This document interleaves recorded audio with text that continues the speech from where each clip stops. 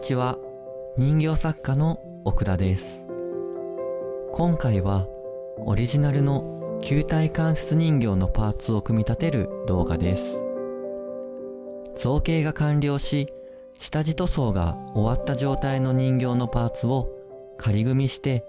関節の動きをチェックしていきます。球体関節人形を作る過程でどんな人形も行う作業になりますので、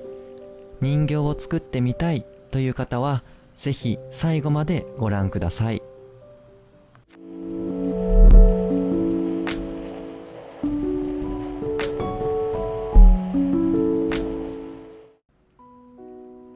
この人形は全部で21個のパーツで構成しています。あれ？少しパーツが多いのでは？と思った方もいるかもしれませんが、この子はダブルボールジョイントになっているため、通常よりもパーツ数が多くなっています。この人形を作る上で使用した設計図はこちらです。新しいタイプの人形を作る際はいつも図面を手書きしています。一般的な球体関節人形では関節に入る球が一つだけなのに対して、このダブルボールジョイントドールは肘、膝、股関節に球体が2個ついた関節になっています。それによって関節の可動範囲が広くなり、ポージングの自由度が高くなります。例えば正座で座ったり、指を口元に当てたり、まるで人間のようにポーズをつけることができます。ダブルボールジョイントの特徴については後ほど詳しく説明しますね。さて、パーツを取り出し組み立てていきましょう。球体関節人形の内側にはゴムが通っていて、頭の先から足の先までつながっています。このゴムの引く力によってパーツ同士を連結させています。なのでまずはゴムをかけるために S 字の形状になっているパーツを手首と足首に取り付けます。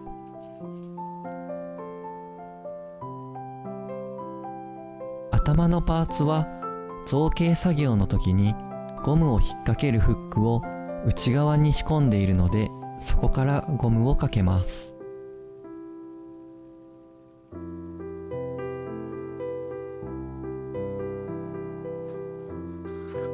頭、胸、腰、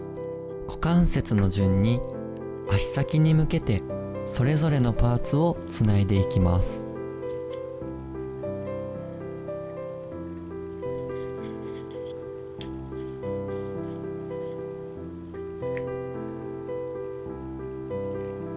このゴムは布で包まれたゴムを使用しており、手芸用品として市販されています。そしてゴムを引くときにはステンレスの細い棒の先を曲げた道具を使っていますが、足先に行くにつれてゴムのテンションが高くなるので、このような道具があると便利です。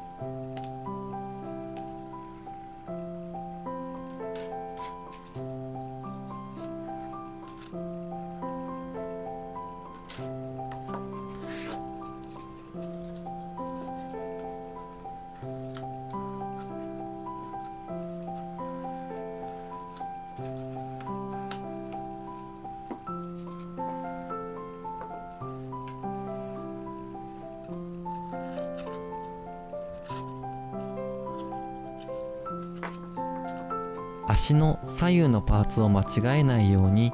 一つずつゴムに通していきます。ここまで作業を見ていて、このゴムの長さってどれぐらいがいいのだろうと疑問に思いませんでしたか？このゴムが長すぎると引く力が弱まり、緩い関節になってしまってポーズが取りにくくなります。逆に短すぎると引く力が強くなり、作業がしにくい上に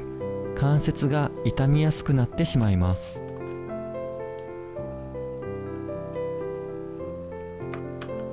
ではどれぐらいの長さがちょうど良いのか。それはゴムを引っ掛けるパーツの間の長さの3分の2程度です。もう少し具体的に言うと、人形の頭から足先までをつなぐゴムは、頭の中のフックから足先につけた S 字パーツまでの長さの約3分の2くらいの長さで、だいたい頭から膝より少し上くらいの長さの輪ゴムになります。これを目安としてゴムの長さを決めていきます。もちろん目安なので、作業をしながら長くしたり短くしたり調節していきます。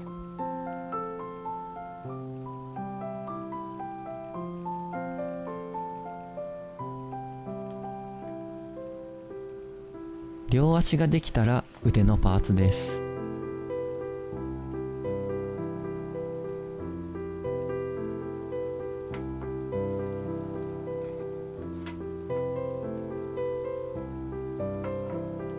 これは右手から胸を通り左手のパーツにつながります。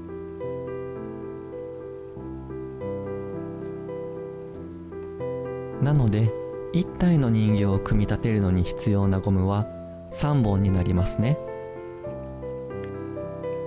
この3本はそれぞれ輪っかになっています。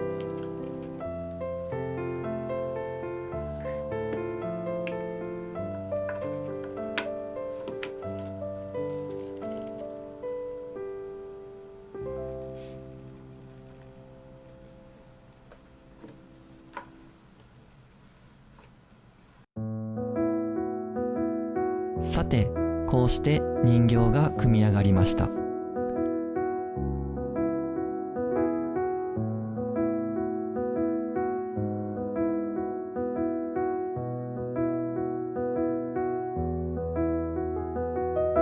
ポーズをつけて関節の動きを確認していきましょう。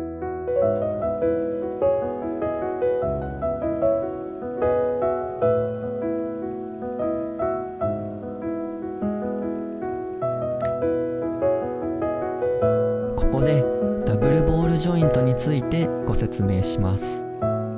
冒頭で言ったように、球体が2つついている関節ということになりますが、それは関節が複数の軸で動くことを意味しています。これにより、まるで人間のように自然に自由なポーズをつけることが可能になります。図で見てもらうと分かりやすいのですが、通常の球体関節の場合、曲がり角度が約80度から90度なのに対して、ダブルボールジョイントにすることで、このように20度から30度くらいまで曲げれるようになります。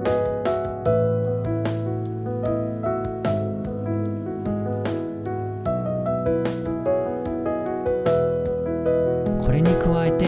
3次元的に2つの球の軸が加わります。このようにダブルボールジョイントは球体関節人形の中でも高度な表現が可能になる関節です。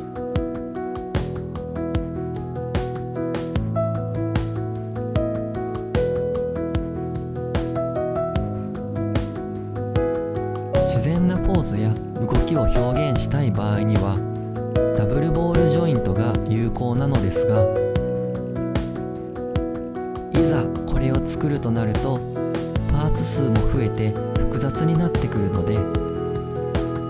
これから人形を作りたいという方はまずは通常のシングルボールジョイントから始めることをお勧めします。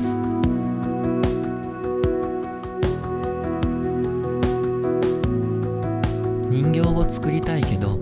何から始めたらいいかわからないという方も安心してください。チャンネルでは基本となる球体関節人形の作り方を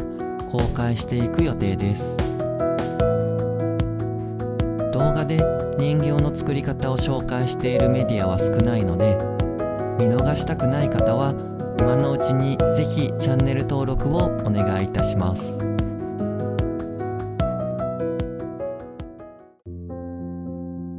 最後に今回の動画で登場したこの球体関節人形の図面をトートバッグと T シャツにしてみたので、